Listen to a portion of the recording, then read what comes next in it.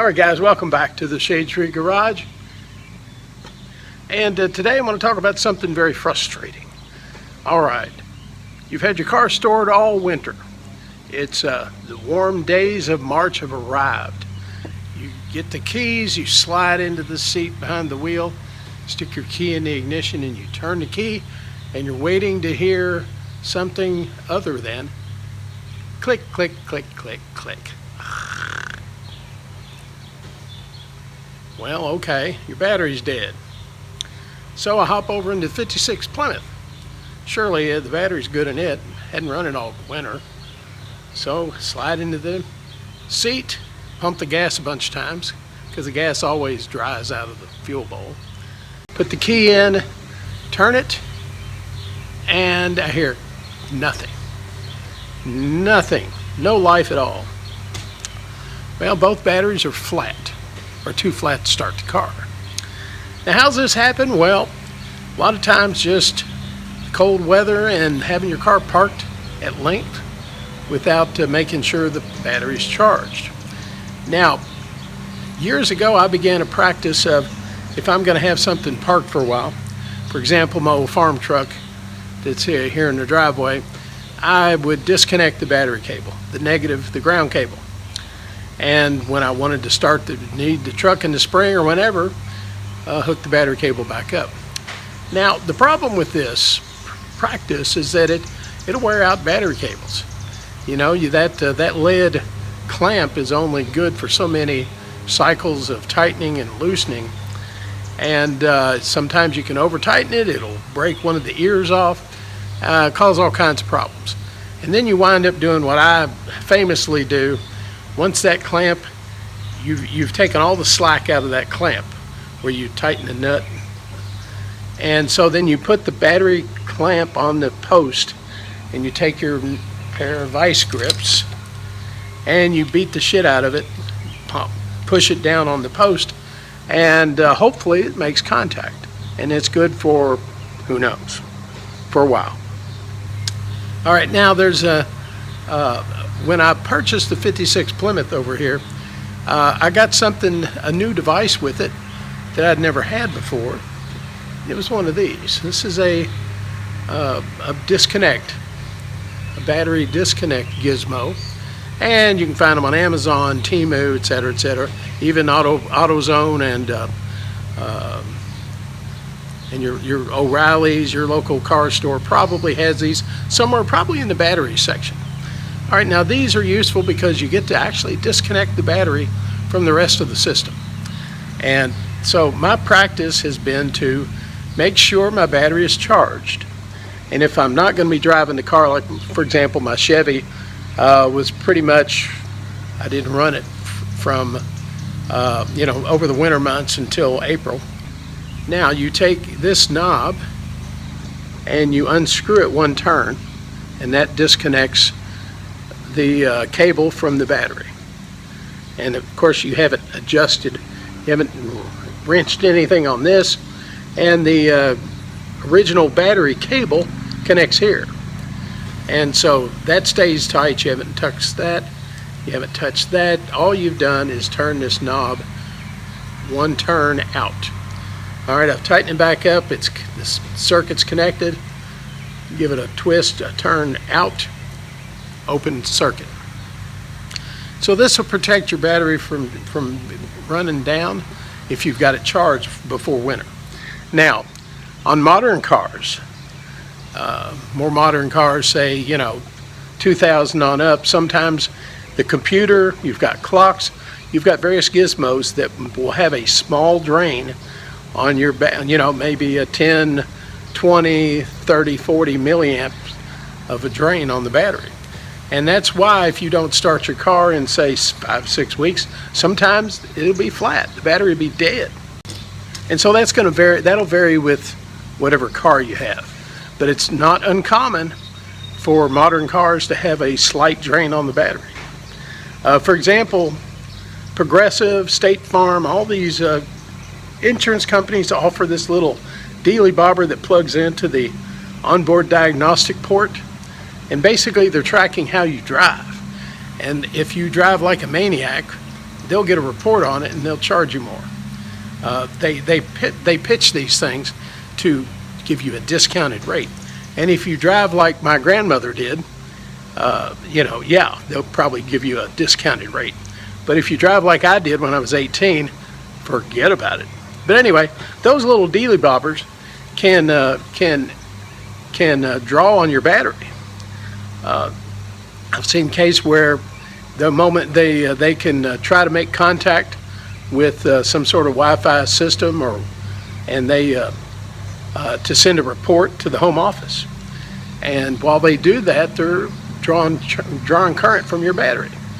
So just be aware of that too. Anything there's lots of opportunities to draw current from your battery in newer vehicles. Not so much in older vehicles. My 55 Chevy, there's nothing there. 56 Plymouth, nothing there. However, on my Chevy, I've got a reproduction clock, a quartz digital clock. Now that runs off 12 volts, and so it will drain the battery over time. I mean, it's a slow drain, but still a drain, which is what makes one of these shutoffs, these cutoffs, handy. Now this is a very common disconnect for top post batteries. All right, now, and it works fine. Now, let me tell you though what I don't like about it. This goes on your battery post. The original battery cable connects here.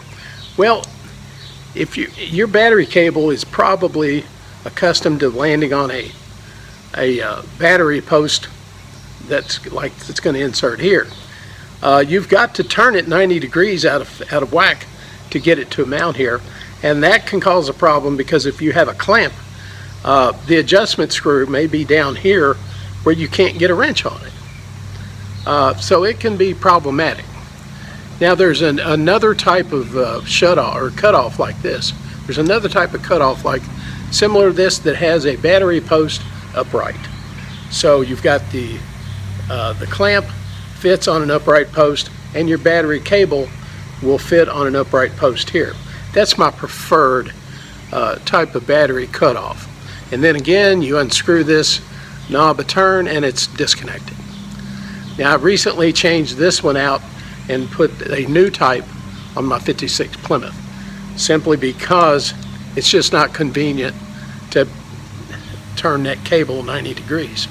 And I've had a vehicle, I had a 2007 Dodge Durango, and the battery cables were so short I could not use this cutoff as intended because it just would not fit. I just couldn't get that turn at 90 degrees and get it to fit. Now let me tell you something. This was on my 56 Plymouth when I got it. Now, it didn't come with instructions, right? And I did not know for many years that all you need to do is turn it counterclockwise one turn to disconnect basically disconnect the cable. What I had done, what I thought was normal was you disconnect this thing, unscrew it completely. Let me get this off. It comes off, and then I thought you separate these two parts, and that was how it disconnected. And so you had the battery cable connected to this end, and this stayed on the battery. You can do that, but it's not necessary. This thing is designed to fit together, and then this will hold it back together. Now this thumb wheel, this screw thing, you see it's got a brass screw and this landing here, and this landing connects with the top of this and completes the circuit because it screws into the bottom part. There's an insulator underneath here. All right, so just these two pieces together, there's no contact. You got to have this, and it's got to be screwed in and tight. And the landing on this thing, you get up here, see if you can see it. It's got to screw down tight enough and complete the circuit. If it doesn't do that, then you don't have a completed battery cable circuit. Let me see if I can get this. Yeah, it's screwing on now. But anyway, this is the one that came off my Plymouth, and that's why these two are so loose, because that's how I'd been doing it. Thought that's how it was supposed to work. Not so. One turn. You tighten this up, going clockwise, you unscrew it one turn, and you're disconnected. Now, again, I prefer the one with the upright post, but your mileage may vary. Now, on the 55 Chevy, it arrived with a side post battery. Now, I will tell you, and I'm probably just an oddball, I despise side post cables. I don't like the batteries. I think they're piss poor connections. I really do. So, but my Chevy arrived with a almost brand new side post battery and new cables. So what do? I'm not going to replace a good battery with a top post one and then convert the cables over to top post. I'm not going to do that. So they make a similar cutoff like this one for side posts, and it works very, very well. And I've got one on my Chevy right now, and I'll put a dash picture of this up. But it works great. Even this type is going to work great, especially after you realize that you don't have to take them apart to make it work. Who knew? I didn't, but I do now. So don't think you have to take these two parts apart to interrupt your the ground connection. Now this is green, and I preferred that because it was on, the green stands for ground in electrical terms. And so the car, the 56 Plymouth arrived, this was on the red terminal, the hot terminal, and I didn't like that.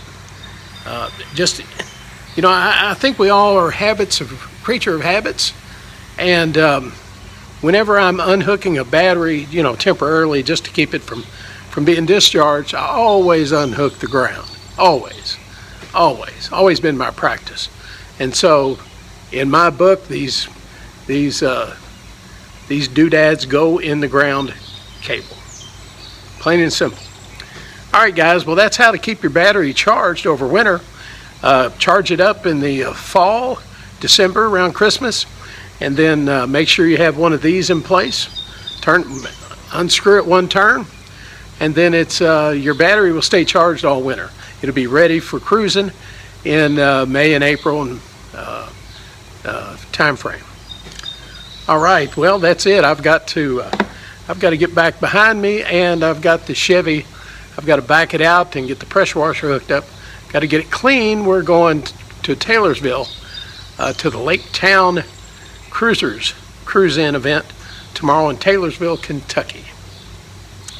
So we're going to be on the road. Maybe I'll get some video from there. All right, well, thanks for watching, guys, and this is a tip. You can't really use this tip now, but this fall when you're putting your car away or other toys, you may have a farm truck like I do that you only use about 3 times a year to take a load of crap to the landfill. It's handy, got to tell you. All right, take care, everybody. We'll see you next time from here within the walls of the Shade Tree Garage. Take care.